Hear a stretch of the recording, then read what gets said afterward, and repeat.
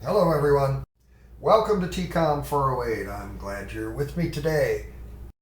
In this video, we want to continue to discuss the ethical perspective that focuses in on our duties and our obligations rather than our virtues or the consequences of our actions. But what are our duties and obligations? Okay, so some more material here on duty-based theories of ethics. I hope you've heard of the principle of egalitarianism. I hope you are indeed an egalitarian. Okay? So let's talk about this idea of that which is just is that which is fair. So what's an egalitarian? An egalitarian is a person who believes in the principle that all people deserve equal rights and equal opportunities, some fairness. This was expressed in 1948 in a beautiful document called the Universal Declaration of Human Rights.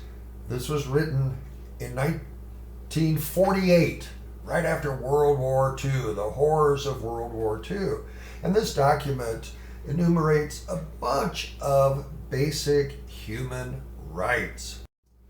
Okay, and a few of these include the right to marry and have a family. This right is denied, especially to lots of gay people around the world. The right to education. Many women in this world today are still denied the right to an education. Freedom of thought and religion. Freedom of opinion and expression. These are basic, fundamental human rights. Now, in this society, we have big concerns about equality, equal treatment. This past summer, 2020, we saw the Black Lives Matter movement, people taking to the streets to demand fair treatment. A lot of people seek economic justice and more economic fairness in our society. I think these folks are fighting for egalitarian principles, for fairness.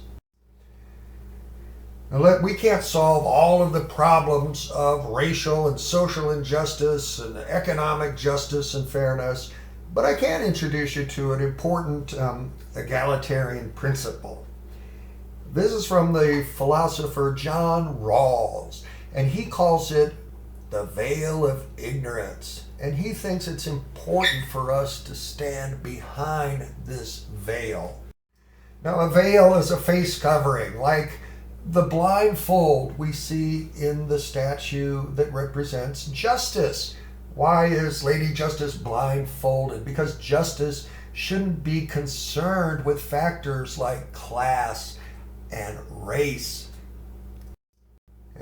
Rawls says justice emerges when we make decisions without considering the status of the people involved, without considering where we personally fall in the social system. Okay? We stand behind this veil of ignorance, and behind this, we're ignorant to their identities and characteristics. That behind this veil, everybody is equal and should be treated equally. You know, that's one thing the pandemic, I think, has shown us, because people are wearing a mask, it's much harder to make judgments about people because they're kind of anonymous behind these masks.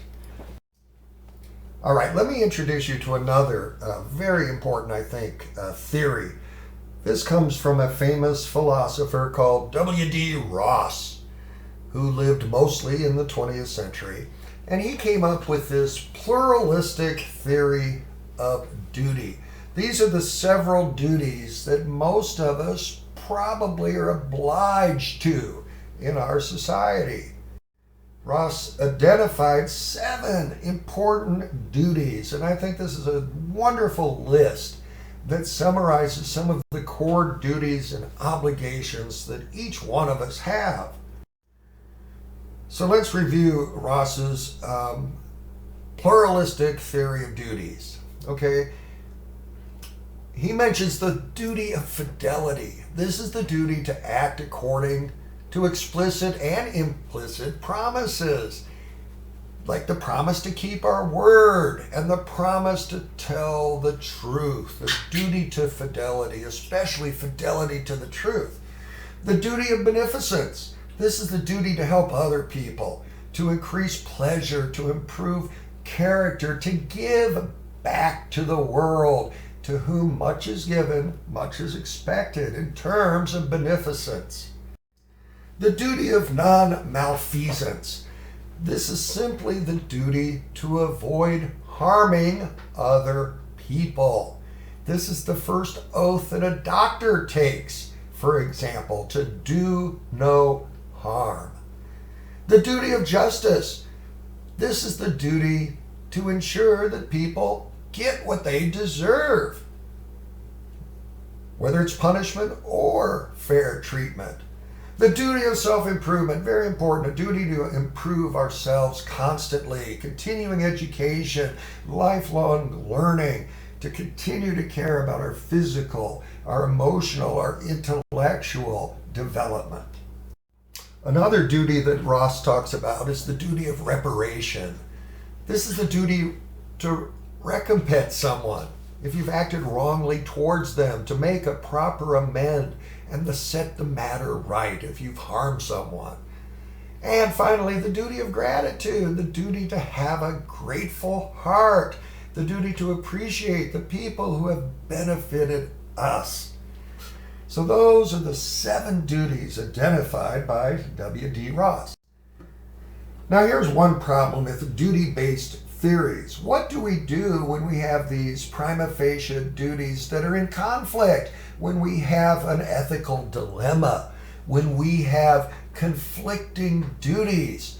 Okay? Duty-based theories don't help us in terms of dealing with this conflict to try and prioritize which duties are the most important.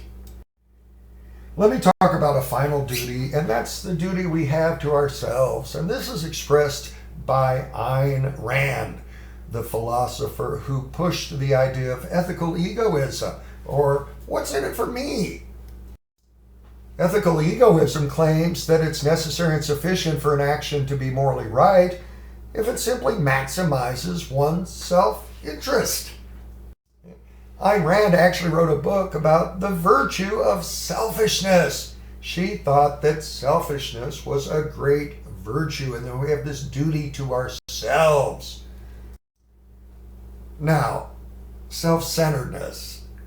Is this a call for independence, for thinking and acting for yourself, for staying true to your convictions, to your art, to your purpose? Well, yes, egoism can be good in terms of supporting your independence and your courage and your convictions. But on the other hand, it can be very self-centered. Selfishness, I think, is the greatest curse of the human race. I think it is the moral and spiritual dilemma. Selfishness, self-centeredness. My favorite Martin Luther King quote tells us every person has to make an important decision in life, whether to walk in the light of creative altruism or in the darkness of destructive selfishness. And I can testify that being a selfish person will lead to darkness, to horrible relationships, and I think a lot of pain. So we encourage you to push down your self-centeredness. Now, what are the other problems with duty-based ethics and these approaches? Well, one problem is that outcomes matter sometimes. It's not just the virtue or the duty or the obligation. Sometimes it's the results that matter, the consequences in the real world. Another problem is what happens when we have these conflicting duties. How do we resolve that dilemma? We'll be talking more about these issues in the class. All right, next I want to move on to a different set of theories called consequentialist theories. And these theories suggest, hey, sorry, Kant, I dig your duties and your obligations, but outcomes matter. We'll be talking about those theories next time. Anyway, continue to take care of yourself and each other. I'll see you soon. So long.